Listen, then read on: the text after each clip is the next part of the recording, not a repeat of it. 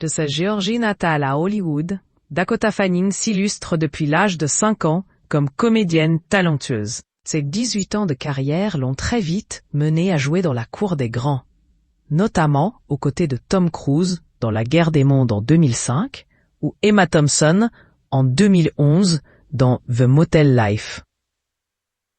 Les talents de la jeune actrice de 23 ans ne se cantonnent pourtant pas au cinéma, puisqu'elle a également entamé une carrière de mannequin en 2009 et a fait la couverture de nombreux magazines tels que Vanity Fair, Cosmopolitan et Elle, entre autres. Celle que l'on a vue grandir à l'écran se consacre désormais à des rôles plus adultes, en rupture totale avec le début de sa carrière. Après son interprétation de Jane, vampire froide et démoniaque dans la saga Twilight, elle incarne une femme au passé troublé et tourmenté dans Brimstone de Martin Couloven. Si ce rôle peut être perçu comme un symbole de son émancipation en tant qu'actrice, Dakota Fanning ne voit pas les choses sous le même angle et s'est fiée aux sentiments très forts de son personnage. Elle nous livre le parallèle qu'elle effectue entre le passé et le présent, la fiction et la réalité.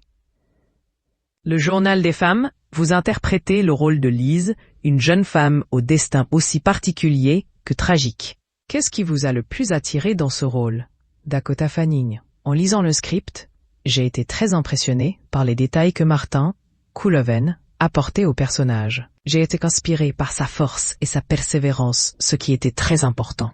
En tant qu'actrice, j'aime sortir de ma zone de confort en tournant dans des films très différents. Et j'avais l'impression que Brimstone pouvait m'aider à satisfaire cette envie.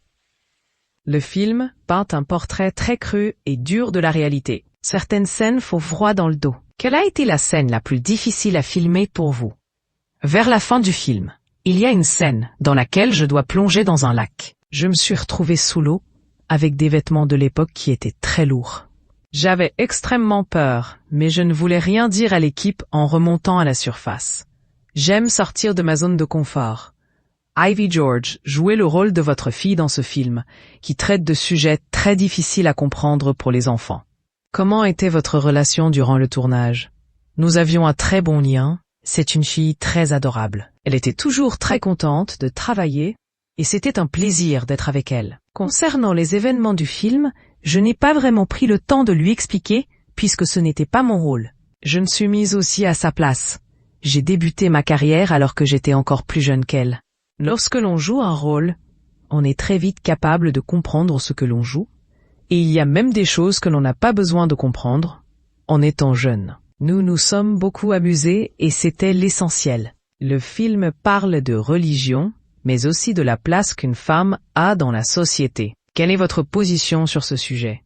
Je souhaiterais que l'égalité triomphe toujours, c'est le plus important. Dans le fond, nous sommes tous égaux. Personne n'est supérieur ou inférieur aux autres.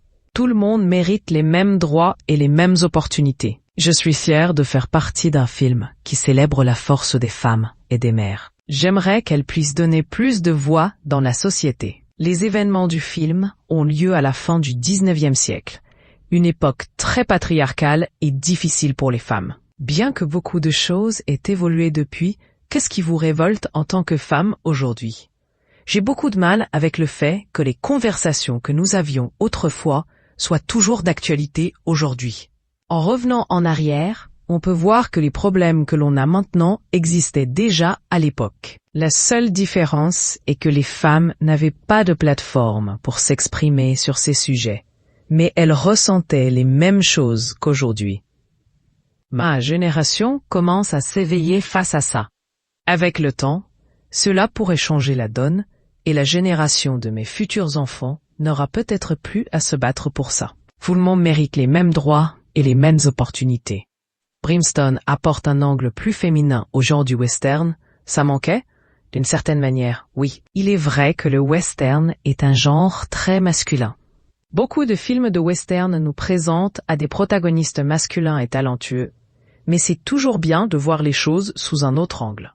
Il faut toujours instaurer un équilibre. Pensez-vous que le film marque votre engagement auprès de la cause féminine? Peut-être que oui. Mon personnage traverse beaucoup d'épreuves qui la freinent d'une façon ou d'une autre. Elle est une survivante, et c'est intéressant puisque ce rôle semble coïncider avec ce qu'il se passe aujourd'hui, Du moins, j'espère que les spectateurs le verront de cette manière. Vous avez étudié la représentation des femmes dans le cinéma et la culture à l'université de New York. Pourquoi était-ce un sujet intéressant pour vous? Je suis toujours à l'université. J'y avais énormément pensé et j'avais envie d'y étudier. Beaucoup de choses m'intéressent, mais je me suis dit que cela pourrait me faire grandir en tant qu'actrice. C'est enrichissant et d'une grande nouveauté. J'ai pu découvrir des comédiennes que je ne connaissais pas forcément auparavant. Sans ma famille ou mes amis, je n'aurais pas été la même personne. Quelle femme, actrice ou non, pourriez-vous considérer comme un modèle pour vous et les jeunes filles d'aujourd'hui? Il y en a tellement. Hillary Clinton est inspirante pour les filles et les femmes. Que l'on soit en accord avec ses projets politiques ou non, on ne peut pas nier ce qu'elle a accompli dans sa vie et ce contre quoi elle a réussi à persévérer. Elle est une source d'admiration et d'inspiration à la fois.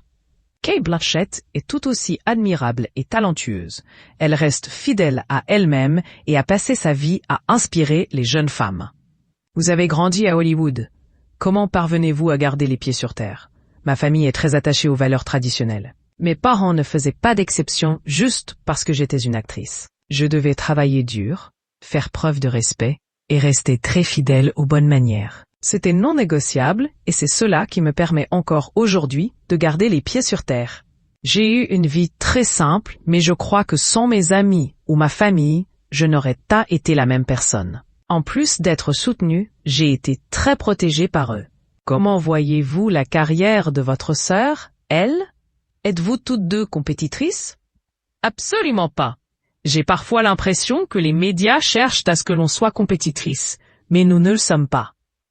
Il n'y a personne sur Terre qui voudrait que ma sœur réussisse autant que moi, et vice-versa. Nous sommes toutes deux très fières l'une de l'autre de chacun de nos accomplissements.